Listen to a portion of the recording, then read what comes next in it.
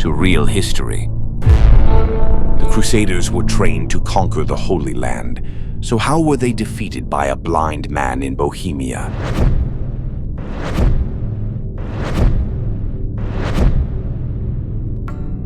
A story of faith, innovation, and undefeated courage. In the year 1360, in a small village called Trochnov, in the heart of Central Europe, in the Kingdom of Bohemia, a land of forests and stone castles nestled between what would one day become Germany, Austria, and Poland, a boy was born who would change European warfare forever. His name was Jan Žižka, though no one yet knew this name would echo through centuries. When he was approximately 12 years old, something happened to this boy that would mark him forever. A sword, sharp, terrible, swift, caught him across the left side of his face. It is not known whether it was an accident or an act of violence. History does not always record such details. What we know is this. The boy lost his left eye, the wound scarred his face, twisting it slightly, leaving a permanent disfigurement that meant Jan Žižka could never hide. Wherever he went, people would see the scar before they saw him. They would see a man who had already been wounded by fate itself. And yet, the story of Jan Žižka had only begun. For nearly 50 years, Jan Žižka lived in obscurity. He was born to a minor gentry family, not wealthy enough to matter, not poor enough to escape notice. He worked a small farm in the south of Bohemia, about 15 hectares of land that never quite prospered. He married a woman named Katarzyna.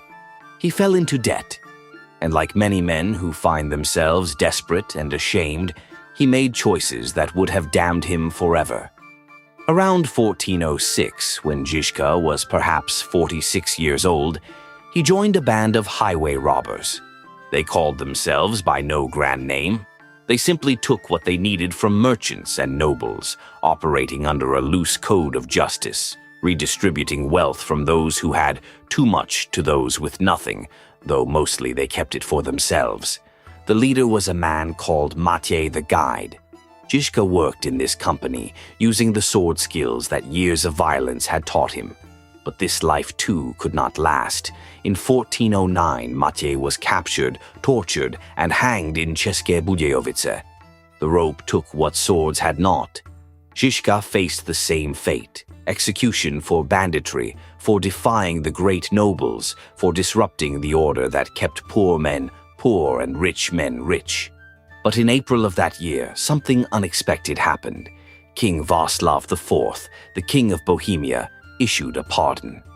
Jan Žižka was forgiven, amnestied, given a second chance. The one-eyed former brigand would spend his next years in the royal court at Prague, watching, learning, waiting. He did not know what he was waiting for. He only knew that something was coming. Prague in the early 1400s was not a small town. It was a major European city, home to Charles University, founded in 1348, the pride of Central Europe. Its streets teemed with scholars, merchants, and priests. Its towers touched the sky. And somewhere in this city, a man named Jan Hus was changing everything. Hus was a priest, a master of theology, a preacher of extraordinary power. He spoke in the Czech language, not Latin, the language of the Church's power, so ordinary people could understand him. And what he said was radical. The Church had become corrupt. Its priests lived in luxury while preaching poverty. Only priests drank wine at communion. Only priests tasted the full blessing of the Eucharist, while common people received only bread. It was unjust, Hus said. All people were equal before God. Jan Žižka, listening to these words in the crowds at Prague, felt something shift in his chest. A man who had been treated as less than, scarred, poor, criminal, was hearing that he was equal. Not in the world's eyes, but in God's. And he believed. In 1415, when Hus was called to the Council of Constance, summoned to defend his teachings, he was promised safe conduct. He went, trusting the Church's word, and the Church betrayed him. On July 6, 1415, Jan Hus was burned at the stake. The execution sent shockwaves through Bohemia. How dare the church murder a priest for speaking truth? How dare they break their oath? The people of Prague, common people, craftsmen, servants, were not going to accept this quietly. On July 30th, 1419, a crowd gathered near the new town hall in Prague. They were angry, they were grieving, they were ready for something, though they did not yet know what, and Jan Žižka, now nearly 60 years old, stood among them. When the moment came when the crowd surged toward the building and the councillors inside, those who opposed reform, those who would compromise with the church, a phenomenon occurred that would become known as the First Prague Defenestration. They threw the councillors out the windows. It was an act of astonishing boldness. In throwing those men from the windows of the new town hall, the people of Prague declared that they would no longer obey. The age of reform had begun. The age of Žižka would follow. That summer, seeing the chaos spreading in Prague, seeing the council wavering and compromising, Žižka made a decision. Prague was no longer his place. The movement needed fighters, not politicians. He left for Plzeň, a city in western Bohemia that was becoming the center of radical reform. He was 60 years old. His life's true work had not yet begun. The problem that faced the Hussite reformers was militarily simple but strategically impossible. They were trying to defeat the medieval knight.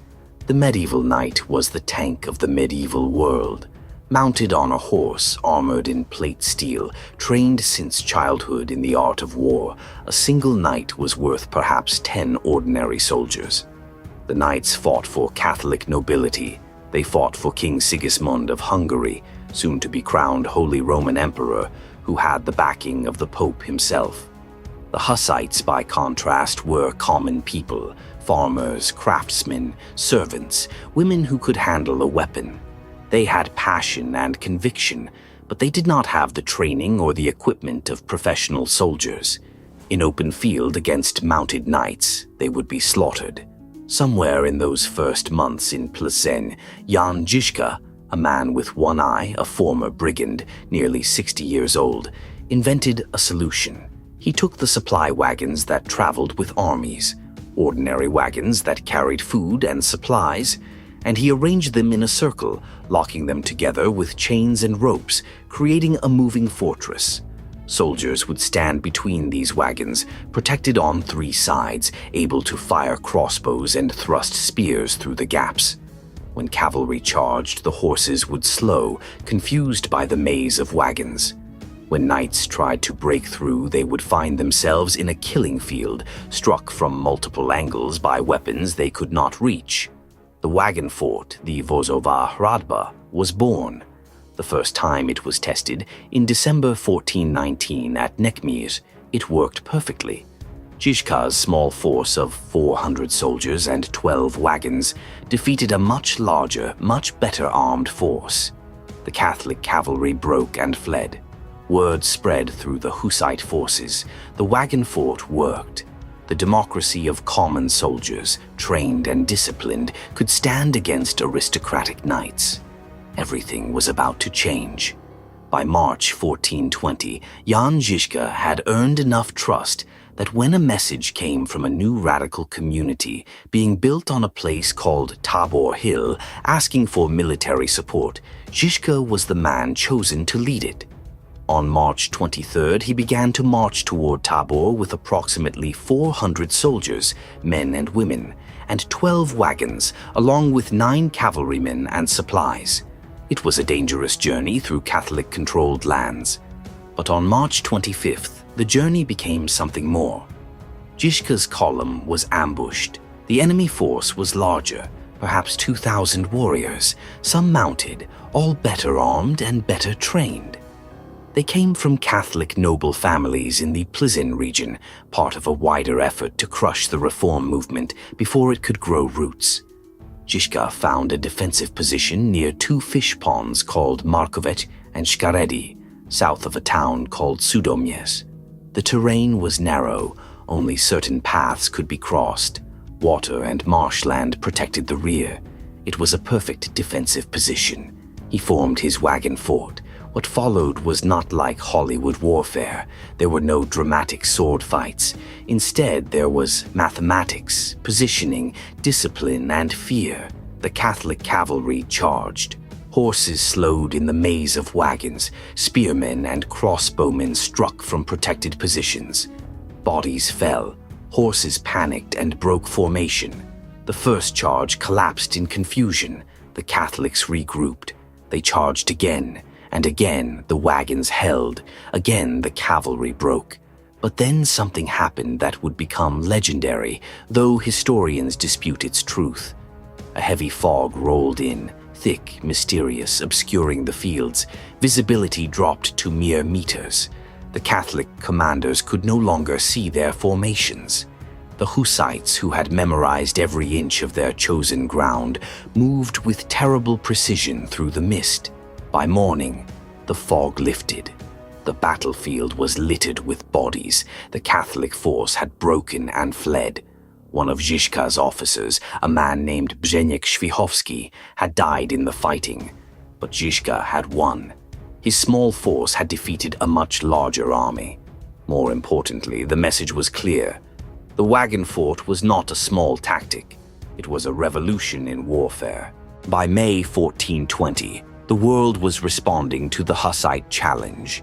Pope Martin V, horrified at the defiance coming from Bohemia, had declared a crusade, not against Muslims in distant lands, but against the heretics of Bohemia. King Sigismund, claiming to be the rightful king of Bohemia, though Bohemia had not asked for him, gathered an enormous army. Soldiers came from Austria, Moravia, Meissen, Poland, thousands upon thousands.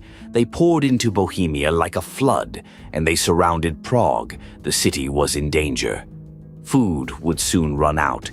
The Catholic nobles who supported Sigismund were positioned in all the nearby towns.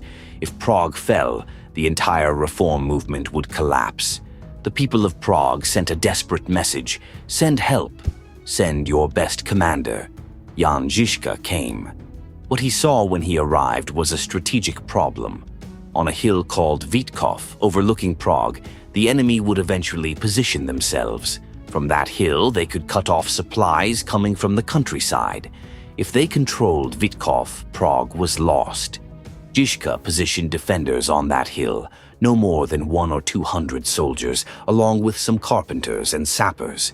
They built 2 small fortified structures, simple log buildings surrounded by ditches and earth walls. It was not much. It would have to be enough. The Catholic army, impatient and confident, decided to assault the hill and overwhelm the defenders. It was mid-July. The assault came in late afternoon, with the sun still high and hot. The attackers broke the first ditch. They broke the second ditch. They captured a fortified tower that overlooked one of the main structures. The defenders were in desperate trouble. It seemed to anyone watching from Prague's walls that the Catholics would break through within the hour, and then something extraordinary happened. A priest emerged from Prague, walking up the hill under heavy fire. In his hands, he carried the Eucharist, the blessed wafer and wine that the Hussites believed held the presence of God. He came to the defenders and offered them communion. Both kinds, bread and wine, the same blessing that only priests had received before this, now offered to soldiers. The defenders knelt even as arrows flew around them. They took the communion. They rose and they charged. The accounts say that the defenders, filled with spiritual conviction, pushed back against the attacking soldiers. More likely, they simply fought with the discipline and precision that Žižka's training had given them. But whatever happened, the attack broke. The Catholics, exhausted and demoralized, retreated down the hill. By morning, the defenders still held Vítkov. The Catholic assault had failed. King Sigismund, watching from a distant hill, saw his first major attack repulsed by men he considered beneath him. He could not believe it. This was not how medieval warfare worked. Larger armies defeated smaller armies. Professional soldiers defeated peasants. The Wagon fort and the discipline of Hussite soldiers had changed everything. The first crusade against Bohemia had failed. For the next 2 years, Jan Žižka fought constantly. Battles, sieges, skirmishes, pursuits. The Hussite movement grew stronger. Catholic resistance crumbled. Cities fell to Žižka's forces. Reformed communities spread. But in June 1421, while laying siege to a castle called Rabi, something terrible happened. An arrow struck Jan Žižka in his remaining eye. He had already been one-eyed for nearly 50 years. His left eye had been lost in youth. Now his right eye, the only one that still let him see the world, was destroyed by an archer whose name history did not record. Jan Žižka became completely blind. It should have ended his military career. Medieval commanders were not blind. They could not lead armies. They could not see the battlefield. They could not understand positioning or terrain. And yet, Jan Žižka refused to stop. What happened next remains one of the most extraordinary examples of human determination in military history. Žižka developed an entirely new system of command. He learned to understand the geography of battlefields through memory and description. His officers became his eyes, reporting positions and movements in code words that had specific meanings. He positioned himself at key points where he could hear the battle, could understand what was happening through sound and vibration and feedback. His soldiers, devoted to him with almost religious intensity, made sure he understood everything that was occurring, and he continued winning battles. Within 3 years of losing his sight, Žižka had become the most powerful military commander in Bohemia. Not despite his blindness, but almost in defiance of it, he had learned to see with a vision that was not sight, but something deeper. His soldiers increasingly called themselves the orphans, siroci, suggesting that they were children without a father, but that they had chosen Jan Žižka as their spiritual father. It was a bond of loyalty that transcended ordinary military discipline. The final battle. By early June 1424, Jan Žižka was 64 years old. He had been blind for 3 years. He was no longer a brigand or a promising commander. He was a legend. His enemies, both the Catholic forces and rival Hussite factions that wanted to negotiate compromise with the church, were terrified of him. His army, the orphans, was the most formidable force in Bohemia, but they were surrounded. On June 7th, as Žižka's column headed toward the town of Čáslav, which he controlled, enemy forces moved to intercept him. A coalition of Prague Hussites and Catholic nobles had formed an alliance specifically to stop him. Žižka had perhaps 7,000 soldiers, 500 cavalry, and 300 wagons. The enemy force was multiple armies, coming from several directions and larger in total numbers. But Žižka was not worried. Near the town of Malešov, he found terrain that suited him, a narrow valley surrounded by hills where superior numbers meant nothing. He arranged his wagons in the way he had perfected over 4 years of warfare. He positioned his soldiers, he placed his cavalry on the flanks, and he waited. The enemy attacked. What followed was one of the bloodiest battles of the Hussite wars. The coalition forces poured into the valley, thinking their numbers would overwhelm the orphans. But Žižka had arranged his formation like a living creature. The wagon fort was the heart. The soldiers between the wagons were the body. The cavalry were the fangs. When the enemy pressed forward, they became compressed, unable to maneuver. When they retreated, the orphan cavalry cut them off. It was a hammer and anvil tactic of extraordinary precision, executed by a man who could not see, fighting an enemy he could not look in the eye. The coalition forces broke. They ran. They died. Hundreds of them. The battlefield became what the chronicles described as one of the most terrible sights of the entire war. By afternoon, it was over. Jan Žižka had won his last battle. 4 months later, in October 1424, Jan Žižka died. The chronicles do not say exactly how. Possibly disease, possibly complications from old wounds. He simply ceased to live, and the world lost the only commander who had never lost a battle. His soldiers could have disbanded. They could have accepted compromise or defeat. Instead, they did something extraordinary. They renamed themselves. They called themselves the Orphans, not because their father had abandoned them, but because they had lost a father who had given them purpose. And they continued to fight. For 10 more years, the Orphans fought in the name of Jan Žižka's legacy. They won battles. They defended the Reform movement. And eventually, in 1434, the Catholic Church in Bohemia reached a peace agreement that recognized the Hussite movement as legitimate. The Reform had won. It had won nearly 100 years before Martin Luther would challenge Rome. And none of it would have happened without a one-eyed outlaw who learned to fight without sight. Jan Žižka was never crowned. He never ruled as king. He never returned to Spain or gained vast wealth.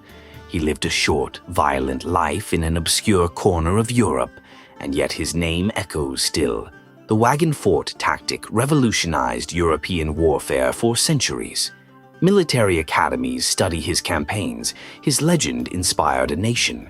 The city of Prague has a district named Žižkov in his honor, with a statue of him on horseback overlooking the city he helped defend. But more than that, more than tactics or reputation or monuments, Jan Žižka proved something that the powerful of his age never expected: that common people, if they were disciplined and united, could defeat the armies of empires. That innovation could triumph over tradition. That a scarred, blind, elderly man could lead thousands toward a vision of a more just world. The Orphans outlived him. The reform he fought for survived him. And his name, the name of a boy who lost an eye to violence and grew up to see with a vision that was deeper than sight, became immortal. If you enjoyed today's return to the Middle Ages, I'd be truly grateful for your like.